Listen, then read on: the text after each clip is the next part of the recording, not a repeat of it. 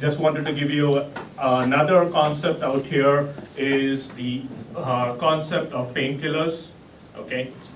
The concept of why we would want to stay away from certain painkillers and move to marijuana. So one of the famous painkillers which we have out here is opioids. Okay, opioids is basically a medication you may or may not know that you're taking regularly. So how many of you all remember the program House? Okay, so you remember he had a constant pain, he was taking morphine out there, he had a limp which he was walking with, and he used to take painkillers on heavy dosages and everything.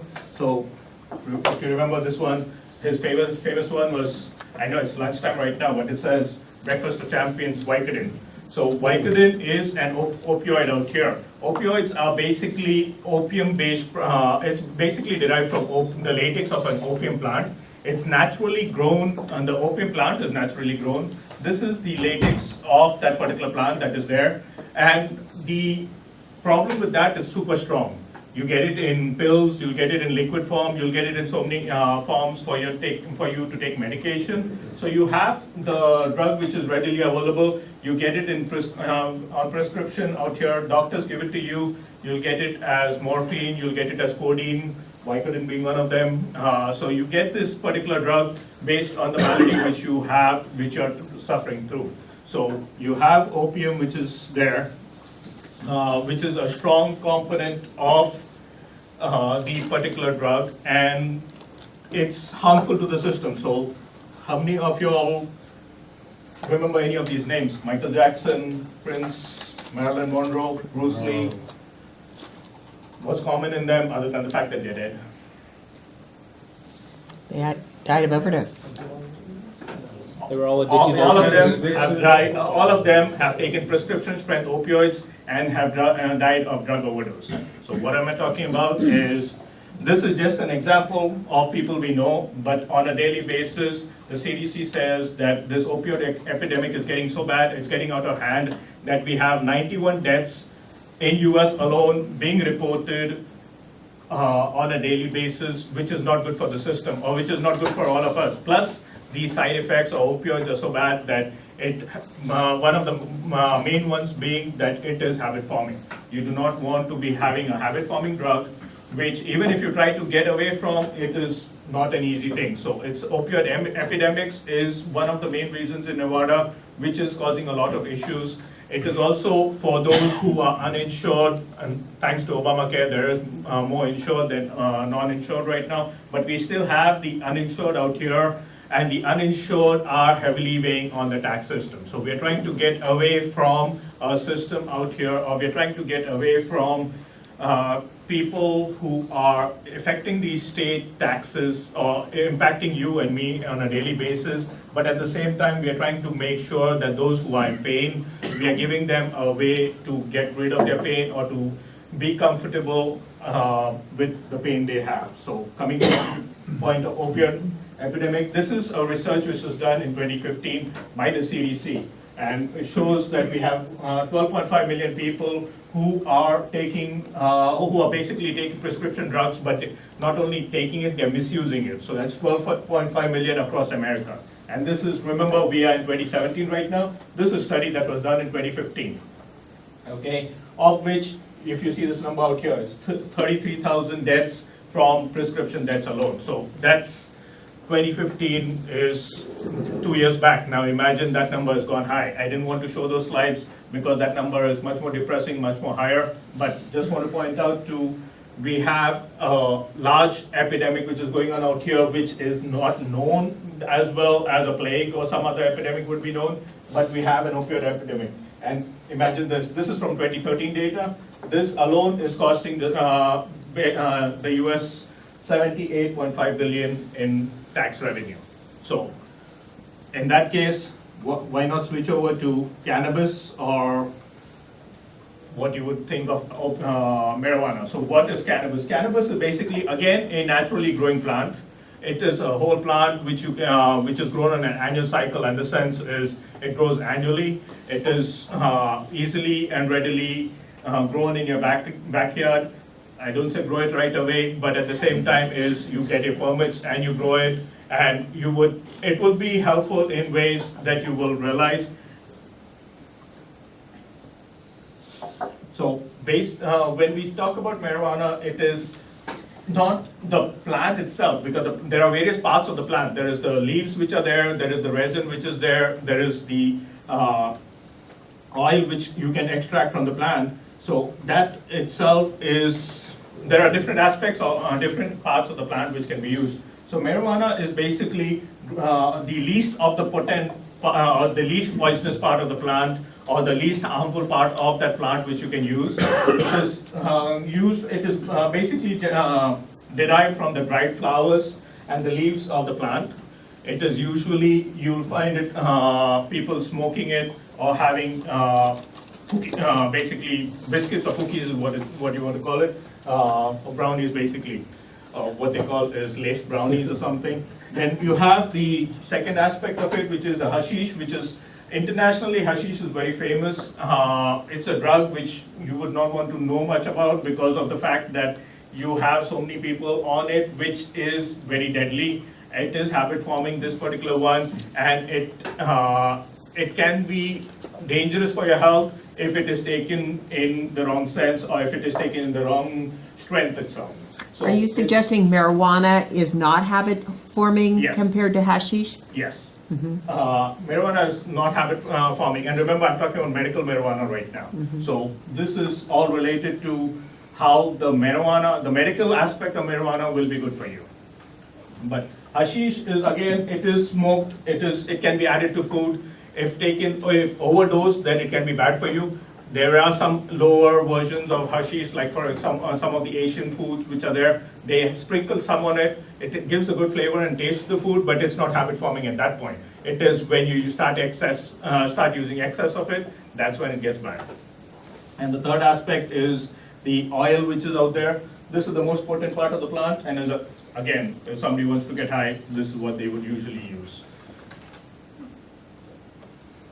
So what is medical marijuana? It's basically using any part of the cannabis plant, which depending on what is the pain you are in, the doctors would give you a combination of certain aspects. So they would use the combination of maybe hashish, which may or may not be bad for you, but it is depending on what the malady you're going through. And it could be a combination of the dried leaves. So it's like any other prescription drug which you would get out there, which is a combination of various chemicals. Here it's natural, so it's not as bad.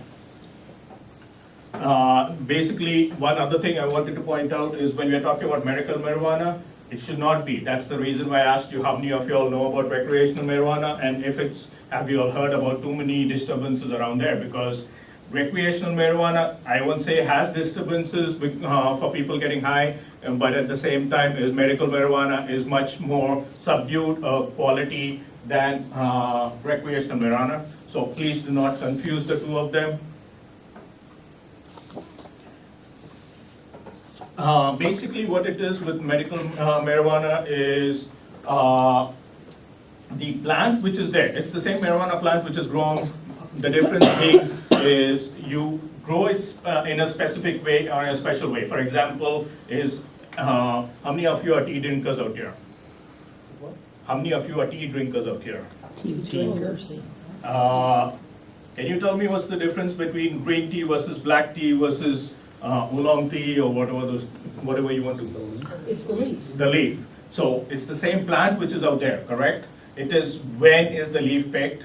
Okay, that's the important aspect out here. Similarly, when it comes to medical marijuana, it's when the leaves or when the flowers of that plant is being dried and when it is being picked from the plant. That makes a big difference out here. So it is, if you had it go full scale, develop properly, and then you have it being picked up, then that's when it's going to be bad for you. That's when it goes into the recreational marijuana time. Right now, it is that if we just use it tender, then it's medical marijuana category. So now coming to the point of why you want to do cannabis versus why you want to do opioid. This is research which was done from our friends in Pennsylvania, another group of doctors which are out there. And this is data based on CDC versus the Department of DEA, basically, which is the this Drug Enforcement Department. If you see out here, it is when we do legal cannabis, or this is research based on the study they have done itself, and they use things. So when you use legal cannabis, it has 87% improvement of life versus a opioid, which is around the same time they saw it's got 53% more deaths which have been involved with it. Then you have 47% who had reduced pain factors, which is 40% a higher pain factor. Then you had 47% having less pain with cannabis versus 23.4% who had death due to an overdose. And then finally, you had the mortality rate, which is about negative 25% versus this one, which is the opioids being the 8th highest rate of overdose in the country. So this is basically trying to tell you that when you do a comparison of cannabis, legal cannabis or medical legal cannabis versus opioids, there is a big difference, and there is a reason why we are suggesting, in addition to doing or to legalizing recreational marijuana, which is already in Nevada, we also think about legalizing our medical marijuana as well. So, any questions? So if marijuana is already legal in the state of Nevada, recreational, what would differentiate the medical marijuana? Why couldn't someone just use what they could purchase for recreational use? The difference being is the strength of the product which you're getting. Whether it's going to be recreational, is basically you're getting high with it. You are not using it for the quality of the product. I mean, you're not using the strength of the medication for your advantage to get away from the pain which you're having or the malady which you're going and having out there. So would a doctor then prescribe Yes. the medical marijuana in certain dosages, just like they would any other prescription? Yes, it would be based on what is your health condition, based on what is your pain which you're going through, what is happening with you related to the health factors. That's where they would do a proper history of things, and then you would have a doctor prescribing the particular drug to you. Yes. Under federal law, it's still a class 1 narcotic classified as heroin. You still got to get around the legal issues, and so are you going to get a lot of doctors to prescribe something that's still under federal law illegal?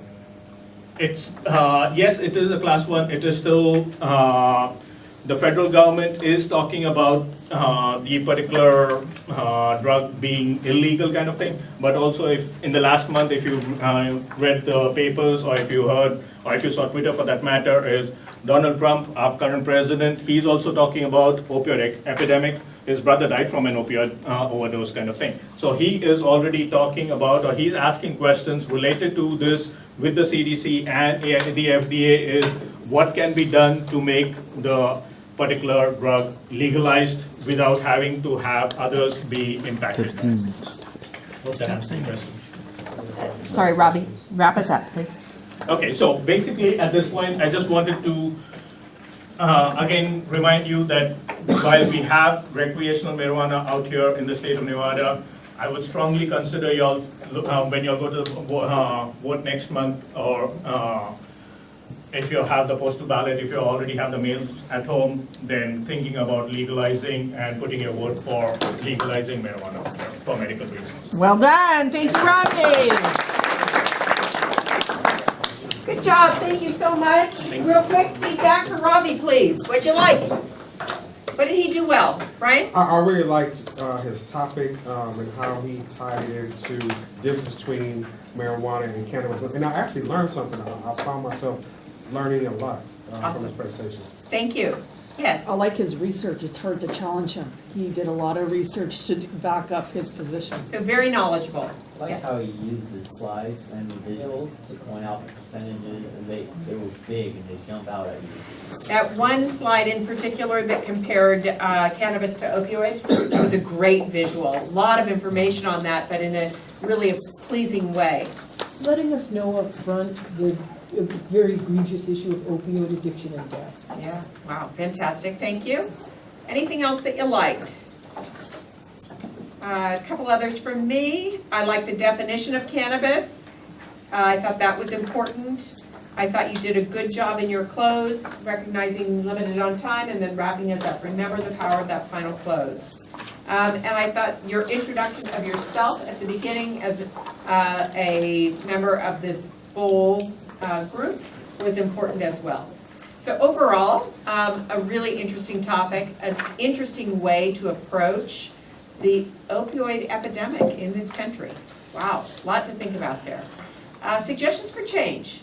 What would you like to see him do differently next time? I was a little confused because it starts off doing marijuana and then there was a shift to opioids and I wasn't quite sure, like, I didn't understand the logic initially. I got it later, but to me, the intro maybe could have been. So that intro is where the challenge was in this presentation. We jumped from recreational marijuana to opioids, then medical marijuana. And we need you to really work on shaping and defining that topic for us right up front so that we're with you the minute you step out of the gate. Okay, there was no layout of material or positioning of questions here, which added to that confusion in your introduction. Another thought, because I've been in Toastmasters, so I'm trying to count ums and ahs and that kind of stuff. You did that a lot, and I didn't want to tell you that. Good point, thank you. Anything else? Other suggestions? Yes? Try not to play with your hands so much. Okay, good. Nervous habit. Other things for me, I want you to decrease the number of words on your slides. Eliminate the sentences. We need keywords, short phrases. Use pictures, especially when you're talking about the bright colored leaves and the flowers on the cannabis plants. We need to see that represented visually. And then remember to repeat responses. And then lastly, I didn't hear the opposition. Why not legalize marijuana as an alternative pain relief in the state of Nevada? Okay, so all of those really important pieces need to be brought in to tighten up this argument. But overall, Ravi, I want to compliment you most on your pace of speech. You spoke nice and slowly today, whereas previously we've heard you speak really fast, and it's been difficult to keep up. Your tone, your manner, your pace made it very easy to listen to you on a really interesting topic. So thank you so much. Well done. Thank you. Thank you, everyone, for an outstanding morning.